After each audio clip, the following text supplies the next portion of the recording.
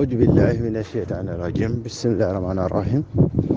أعوذ بالله من الشيطان الرجيم بسم الله الرحمن الرحيم أعوذ بالله من الشيطان الرجيم بسم الله الرحمن الرحيم السلام عليكم di Dragon Dance. Assalamu alaikum di Dragon Dance. Na alisama bi sibiti lungo somandala on the 2nd December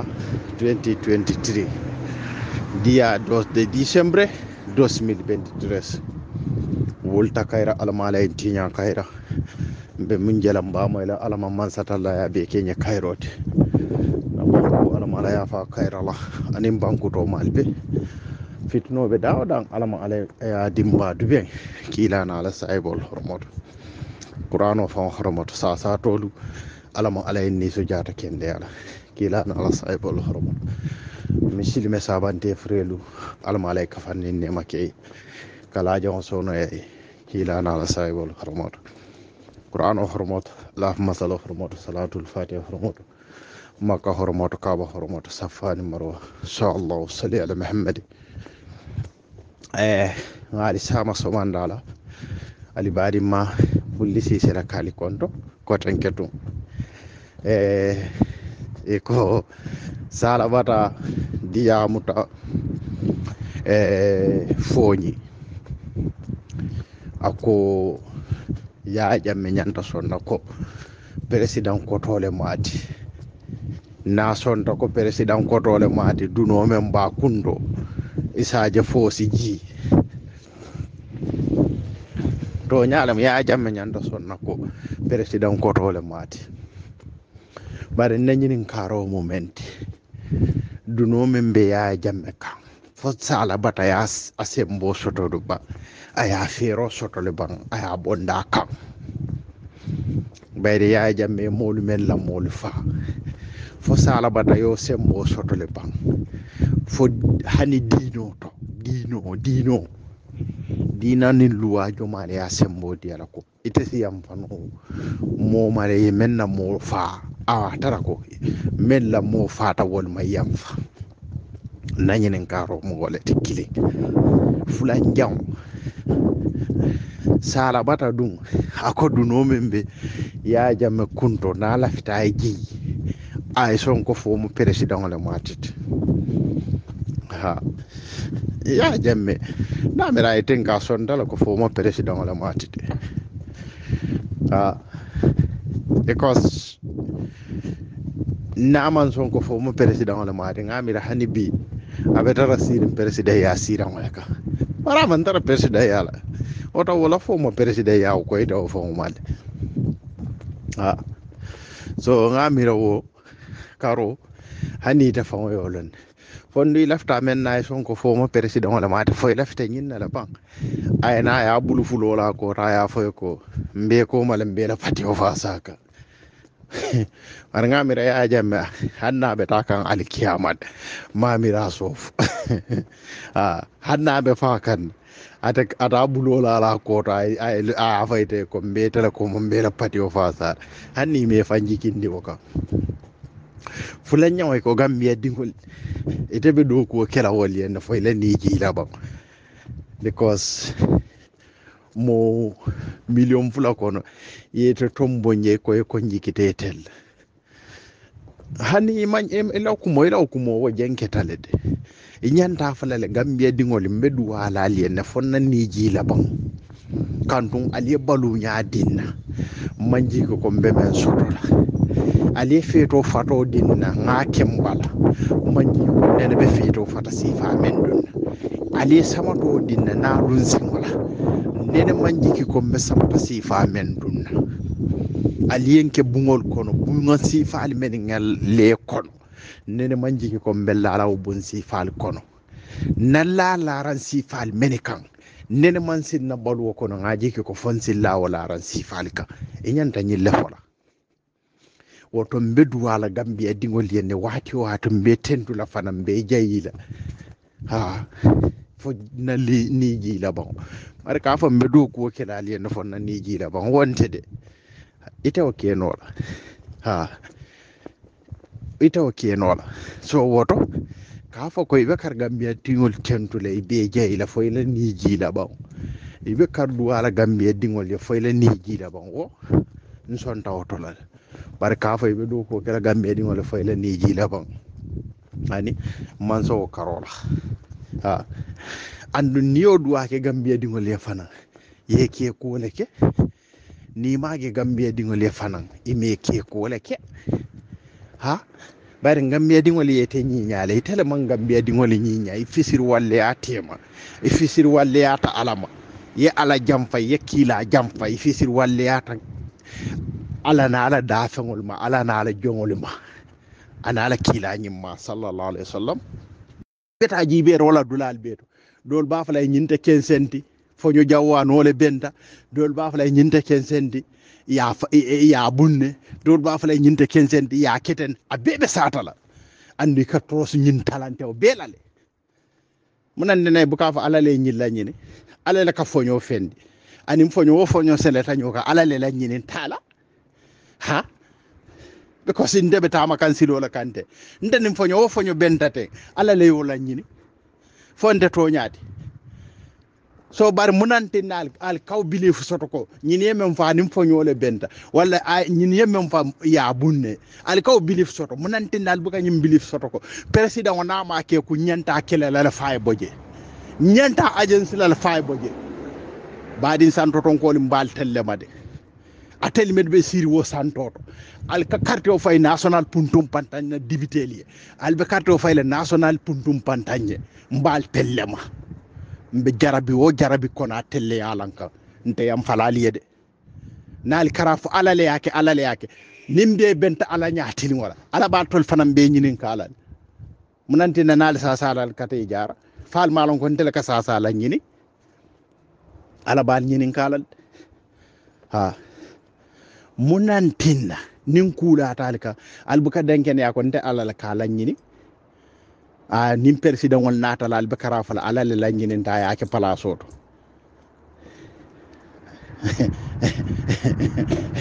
ala mo buka ala na karno andum alal man sabaya abuka ke kudo ray kudo tuje alal man sabaya be kuol beleto woku i hakilo ya mirano ba i hakilo ma mirano ba alal man sabaya ba beleto so na tel ya jiki ko alala man sabaya wo kawalandi president ya dam manneto nin sasa nata alala man ala date woto ni lanyinin ku men nata ala date woto bar president ya ala kaw dam manne lanyinin no momo kaw mire ke fanne nene de ha ike fangole nene ndele ya fo bulle sise hakilin taw men ka findina nyin groupe ko na ja ka fo ko ha ndeta mo kaja ndeta kuma fola moma kanto alala lanyinin ta ka ñin na president yaar ite ku joma la ji alama la ñini men ku joma bar ko ku fana ala ka sababu bondi molle bala so ite ñina ta men keta sababu ti kanyinge ñim palaso fa amata ala wahile jinda ka rek ngeke kilari amoto walla comme ka di amata en comme ko adi amata annabi lay musa ñamen turusnina wote de amanke o ñamade ala ya sababu bondi molle bala ko mo kari kafu kari ñul wolle be kele itala sababu ti yeke fendi ñim bankunka ala ye woleke ala ye wole lañini ha so wo kafu kari men keta sababoti ani wo molu men ye la kodol bondi ye kafu ye fayno kan ye diala fa keta o palaso to bi al kanyina walla al kafu ko ala la lañini tala ha annu ala ye sababu bondi dulale to bar sababu ñi aya di men ay sababu bondi men bala sababu men kayro soto anyinata sababol la anyinata ka animmeni denta sababola abadi ngol nyinata ko men keta ay sababu nyimmati ala musoli nyinata men keta ay sababu nyimmati atol men fanam bebe laare nga kal nyinata ko men keta ay sababu nyimmati ha wala be kere bar al fikara fo bole ko ala le la nyinen ta nyinna ali nga sonyin ala le la nyinen ta la munantina nim balu nim ko do tal bul balu tal bulal la kordal konal buga se ali afuka ala be balu wonatil abbe jare la leta munuma moli ali don toroke walla leta modo kaja fi moli walla leta kuma sata modo memman soto pour al balu soto munantina buka foko fuare ya ala kala moka so woto dankene ala be balu wonatil la mbatu ngasi hanni manta dol be tay be mol don to lay to julojo lay ta karakote munante nal bu ka fa alal la ñinin ta ñin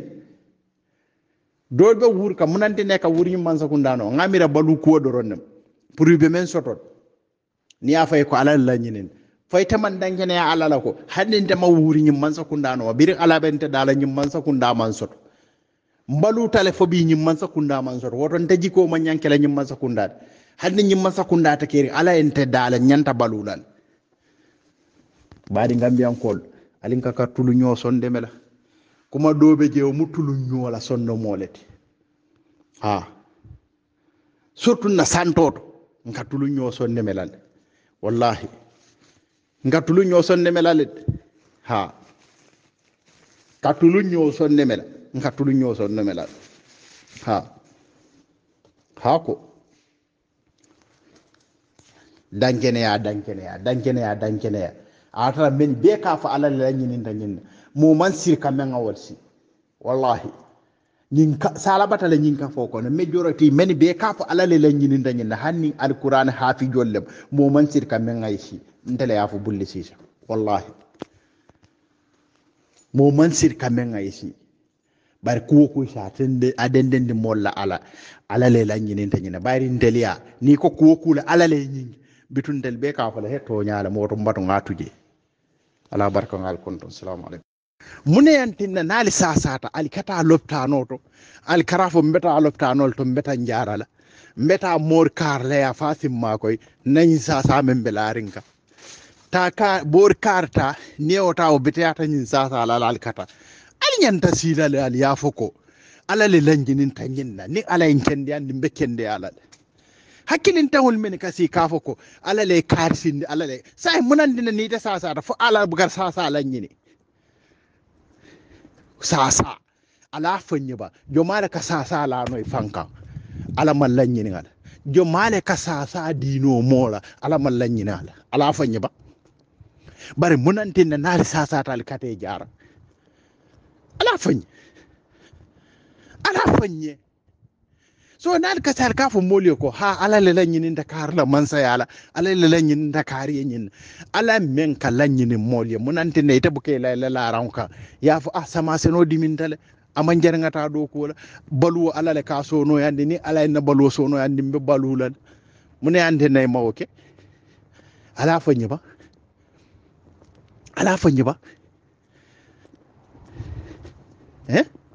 wo president men kalo ka fali ko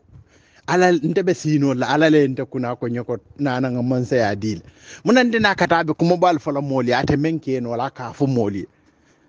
amanzi aya ko ala le nyi mansa ya din nani ala la nyi tal wala be bandale hey gambia dingol yalla memmo alin ka karnyo keto alin ka karnyo hakilo sunya muslime ya manani wala misilime ya ite dankene ya la kudo la ala le nyininta nyinna e kana dankene ya bali ya kudo to aman nafa soto ite la dankene ya mun dankene ya sifat because wala mu nyenti ni sasa tay kombe wulale mbem fanjara la hana si jara e ko karde jalam batulale mo bar ni tata je na e jara le nyin sasa be kende al wallahi betaje ndanko e kende abe mol ko non na banko ka te banna bari isi kartindi nyinna ala le karsindi ala le karkeje ni ya soso ibe ala le soso ka bar munante na ni sasa tay kate jar e buka fa ala le nyin sasa lankan amon jara ngata njara ni ala la nyininta nakende ala be kende ala le ni ala la nyininta nakende ala be kende ala le ntata loptane manta munante ne buka oke muko itama ilayla hana kawandi lalmeni betu e kalo kafoko kilala ko ngabulan na nyaton kol noma akere nyawnya nol sasara ni koy be kundu layni loptano tay e sike jawoti ha isi ke jawote ye kuoku ke kuti me ya lonko amanya ye kuoku ke kuti me ya lonko amambete ya akuti je me ya lonko sa sale be la like walla kudo imake atiye wallahi modol be je non sa sar hanni ko ne ko ni dolomi lañin sa be kende ala be jarela e dolomi bari kana fa abenne ala teb ha abe jarela yala so wo molle kanati kafo moli bi alale la ñininta kariye ñinna alale kari kete woto alinga son alala kerola nimme balanta ñinne alale soso mbaɗi gambiyankol surta santotonkol allah limane yade ayente jakalle de ha allah limane ya ayente jakalle ha munan dinna hana allah feŋol ni probléme o sotete ali ka sobi ko ka alla ñinke walantinna aketan na ñinna mana mi man dangene ya soto ko kaari ma ñinno ala le la ñinin tan na ñin asiyata na santoto hani la tiyo ni ya fenke mol ko dol kaloy kafo ko ni la tiyo be sila dala teng ni la sila dala tiyo ñiñata ni mol yi dalo ka adin dimma abuka din soto munan dine bu ka fa ala le la ñinin tala fa ala la buka tiyo dindi ala la buka tiyo barakandi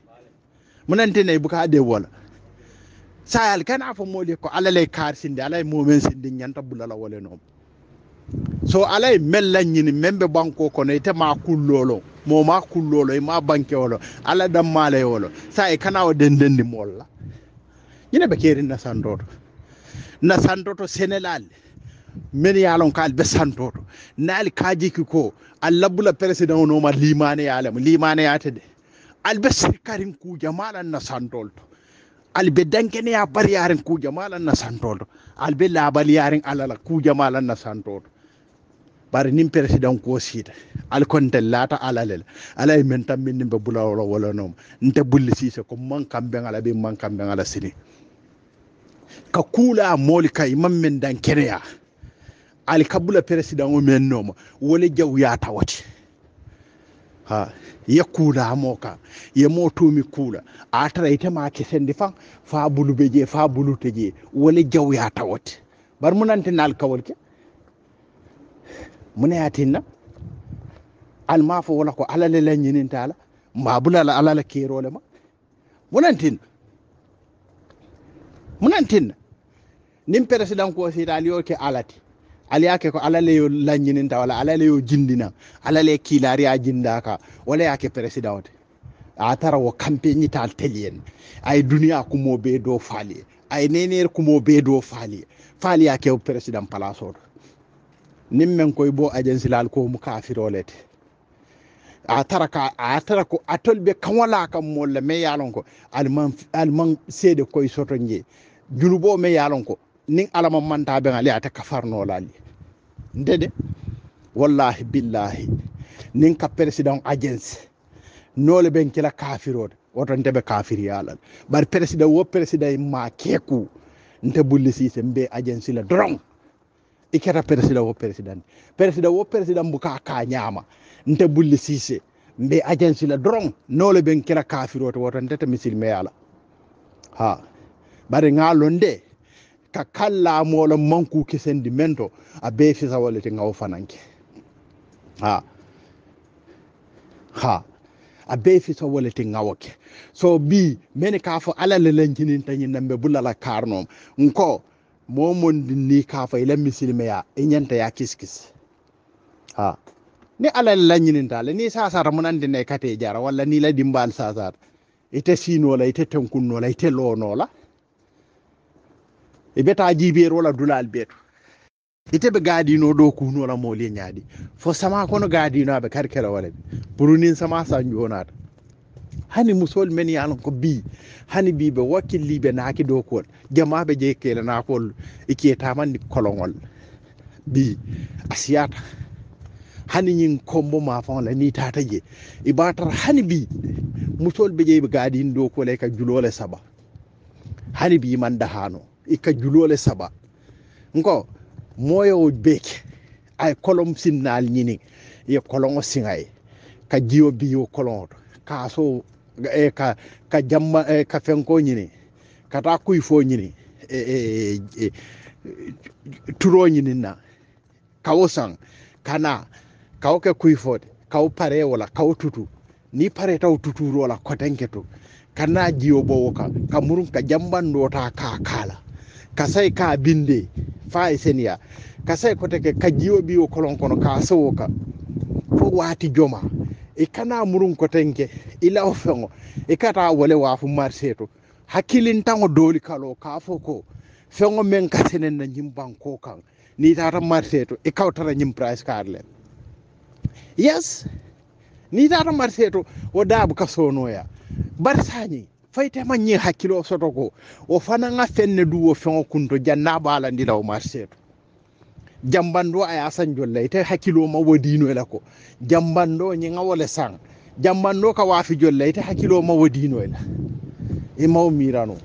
birabe kolon sinna jo jolle la ite maw mirano ite mari ite hakkilin taw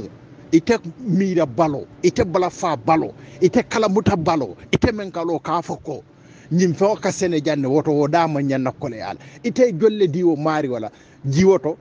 ka foko ji ko min belari kambola bondilay ka prasisono ya no ye do ko jambando yemu action letaje ko be jambando da talala yende pour ñi jambando ñi nada sono yata ibaje la ko seno si sono yay bul yemu ne kay na yala fongo parendi fana nama duna ko wala be saretti wala ñininna même banati lay saate kono abe o saretti o jolale ate danna wala kotengi na ba sambala marseto abe mototi o jolale kotenke ay paso bondi o kono ay ta kote ka ya futandi marseto ha nyimbe tu o nyanta calculate lale de ko sa manke nyinde ko abe ate nyanta fola nyimbe la nyimbe membe kiji ate nyanta fola o belale nin ko di belare ngabula nyanta bondi la wolto naye o fon wafu kola o kodol mena yake jama nyanna wol soton ba hadama dingo nyanta miro soto lay bala fa soto ha hadama dingo nyanta miro soto lay bala fa soto bari ndoliya Sénégal birin naki do kula sama Sénégal mansa kunda ngani jawo mansa kunda ngani sunkandingo ibuka bala fa wolle ibuka hina soto wolle ibuka mira soto wolle la kuto kana murun kotanke ka tara ile tilimbali ya kumol fayla wol kanko ñin fengo ka Sénégal na wata telma ñan ñin da ko le andil bari kanyina ko hanna manke ñin ko kata wafi le pour yefensa même man do ko banko ka bari ni be o do kule ka fengo le sanka kala andu ka o fengo le meni be sanka kala ka ko dole dundije amanke ko kata wol tale free ka keje ka fenne dundi woje ka o fengo men dundije ni wol dundije fo ya calculate nga jolle dundi nañin ko hani business la nga mira ni marchandise onat ka calculate la folo ha nañin sa jolle la na import na jolle la meni ba aji abulandi la ngejo jolle la meni ba jindi la ngejo jolle la ka wolle be la nyoka ya calculate ila ko di ko yo calculate interest o jolle be la je yen la fon wafu o price on nga mira business la katamaten so bar Sénégal wol mañan na o miral wol mañan na o calculate la ngo Gambia Sénégal Gambia do kulal saka asanto ton kol atiya Sénégal men ya lon ko tonya ila ko mu bala fani ni torolete ntel be mu santo ton kol led bar santo ton kol la ko Gambia santo ton kol Sénégal ila ko mu bala falete anin suno ni toro benni alatem bayring hadama dingo me yalon ko hanni mol be tala ko kelo la pour yedda ho soto etama kala fo moli alentuje nim fata alay na wato sindi wala mu Gambia santo to Sénégal la do kote a benni alatem alentuje nim fata alalay na wato sindi mo tekeri mem fata ala mala wato sindi barin ko ala ko la fam ma koy ngal ma koy ha munante ne naali sa tal kata loptano wallahi wal malla fi nyim bankun ndella nyim bankun hani bi comme mbadi Lamin Cissé be men foka ha député bungola hani bi sanji tallu ne fe hani bi ndella mol ka ji ko wala kumbo bala kuranjiyo mindo ranjiyo tabir lanjiyo hani bi ndella mol ko ka wala kumbo ndeli ba soto ya ji sellem ndella banko kono jiwo men bije aji kuma mansiya hani bi je ndella mol ndella president fundita me tango lolale tango me yalongo abe tala abe kar jiwo men tala litaro abe ta million woro wulale million sayle ate jala mbe bo holol sinnali en mbe tangisi faale me lola wol jiwo ta kari jala wol jiwo be kar sanji kese jila wol kono la ate jala kuma badro mbe smart card no ledde daka nga processol commencé le ate jela ha banjunu bara mbolle birji dali ate jela tila wosilande kuma kuta dole ka fo mandal mem moyle sila wosilande kuma kuta dole ka fo mandal mem moyle bulobe ko sila wurobe kala tous nte aje ki fam men kata aje ka bulo ko nte fam aje ki wol fam nyanda mallay famal because sanji woro wula fo sanji say bulobe ko sila wurobe kala je sanji bulobe ko sila wurobe kala fembu kaji serun ko ale bulo ko si menale serun ale bulo ko si menale nyina be bulo ko si kam menna fanante jela sila ana faale ay mun na fa soto ay mun na fa kilin na sotale nothing absolutely hani fen amole na fa hani fen amole na fa de ko sunko nimmo kaliye ko mbe jamengol le lolali ha nyin jamen nangam at least anata kenya wonyang hanne ayata jamengol mallo misirol mol nyanta misirol jelale kalo ni misirol lota nta understand ko may bi jamengol ko dole man soto bar misirol lota fonde to nyaade nimmo kaliye ko nyanta bohol tannan le sinna sango kono bar bohol tannano man soto tanne soto nora walla mu anne sotonta molta understand no ko may bi fankole masi tannano man soto no bar mu wo soto tale fonde to nyaade nimmo kaliye ko mbe gadini tan nyinna ngamle lola banko ka ya famule per exemple gadini mu walla gadini tan sab sa tewol to mbolle lola je bari gadini tanni lulo wala sotonda mol palo nako tanni luldo maybe kodole mansi wala do ko wala kenyale ati naw manke mol ta understand no bara la fanya ba nyi mansa kunda kabiri nata aliyama ya gadin sanson ka minto ma fam birim bolon kono fokombo minto atije hali dula clean tanne na mamay adula clean te jentene ne amay da bari nyi lakku bukano natare ko ñine gaadino lo itata bole yele ka o breaking news namira hani jinnol men be banko kandulal to be ba kala mutal ha o breaking news hani banko ke sol bo kala mutal bar ndenne ne ma moy breaking news la dular ngam breaking tala sakabe news la même man soto muna o be breaking no la sakaay news bayri ñin don ni ko bi par exemple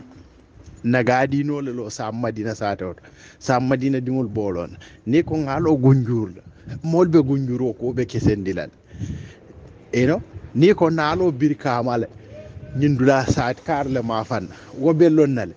ni ko du ngalo banjunu ndim ma fan la walla lame o fana bellon nale so bari abe bire kila minto ma fan na même ate fono so nyindem problème oti so mbe gaadi no lola mbe fenkol lola kilinde kel maadi seno mbole yurwande ka nga commencé le ten ninde fente kel because namira wotomo wo sum internet gaadi no la ko yol exemple on nat li commencé le combo ma fa on bar hani bi combo saate jo mala mum maaje mamay so ñille mu problème molti hani bi ndo labanko ka jiko mo mbono mol fon la molle ka kumbo suto ninti jiko ben ite be gadi no do kuno la mol ye nyaadi e fisir walle yata wol bema barni wata gambe dingol de wol yake kuyte yende de bari manne la juljo bari to bukana gambe dingol jo fenna hada nyiro kuma kan o ka fayi kan ite gambe dingol jo wol ha bar gambe dingol de woli ye bondi dulale to de andu ye bondi kula kono ha ye bondi dulale to andi ye bondi kula kono ite alon ha moome yalan ko hani moto me yalan kaka bula kono afangala moto pusi mutakala mamalo e ka fanyadi pusi mutakka ite ka bulaw moto sifala kono biya jibe kasi moto sifal men kono ha biya jibe kasi moto sifal men kono itenne ne buka mo invite hani la suwo kono kon dero la mo bina ngata kon dongola itenne ne buka ki molle kete invite ngata ya kon dongola bari itenne ne buka mo invite no faw pour bi ngata bir kendo la ke ya ngata kon dongola ya walla ngata simo la nasuwo kono itenne ne buka oke ha bi ni take ifansi so konko moli ko nde fenne soto nde munyinete nde nyine kata moli ya kala mutaja ye bulol fay nyokan hani men be Gambia fembe bulu e kateno ma ya fay ko alkodojo purun si fero ke no manza kunda fali ngoke ita man na wol jo fenna fo kuma kan jawo kuma kan kolan ba bi lay te be lola ya ko ndeta Gambia di wol jonol ita leti ta wala le ku ka tumala abete yata ku konole ku ka watila abete yata ku konole kuma fa watila abete yata ku konole ha banne kuma fo watila wato me yalon ka tambitale walla tinyata le nata fa bukana fa soto kamun da dron ne jiyo bomban koto na susu ta munai kaw konole e bu kaw kono so sala bata wale te soto ha Gambia dingol yakate ne de ila family be la dum fana ngawlo ha ila family be from yet to set ya halon ko to nya Gambia dingol yakate ha ila mol wotu mo hani kanyerin kuto president ya la bi foy be sira ila mol ko kuma nyimma balle fo ha koy kana Gambia dingol jamfa e kana ke nyaaduma basani e koy te alon ko be kala form president la meta nyaawnya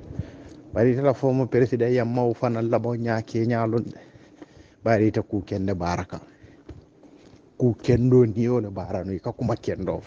ni keta formati aka fisea ha bari bi mebi kilomendo ni aje ni te la suto e buka sine ka to yimiral because yalon ko atinyate bullet ita da dano atinyate bulle panjan kala andate da dano la so ñindam probléme oti jo Gambia dingol sañi atuta tolle bul ha atuta tolle bul de ha aliyaji be aliyadi sat alnyanta kamuneke ha because birin 2021 mansi moli ko mo min be faliye albalanta bi al nyaaya jele ha walantina e na kiaman yanks dabo mba tentula bake mba jayila kaduwa fana sima yala ani jata kende ya kaduwa fana momon din koy bakelela pour nyin kamako abe lorin hadama dingoliye abe lorin bankoye ila fita kelela wala ka alaman alaye ala jarabo nala mantoro leka kila nala saibul hormata ha manzata Allah atele kala jongol fasa alaman alaya fasa kila nala saibul hormata momon dinne lafta kelela pour nyin kam mako itela palaso ka walla itela sembo ka manzata Allah alaman alaya lay fasa rolandi yankuba dabo kan ani mo tilini wonni mo kendol be ha kila nala saibul hormata comme ko birin kila jawol lafita kele la ya fasa nyame alama yo fasar sifadi yankuba dabo nyol momon di lafta kele la ala e kele ke komo fango kele ka burka o banko kan kila ana ala saibol horobon ha yalo ngambiyon kol mfutata wa toilet na mokendol momon nin koy be karol kele la le palaso kan walla ko ite mallafi yirwol le mallafi kayrol pour i lefta wol kele la wallahi nyanda karite dankalada wol mallafi nyim bankul wallahi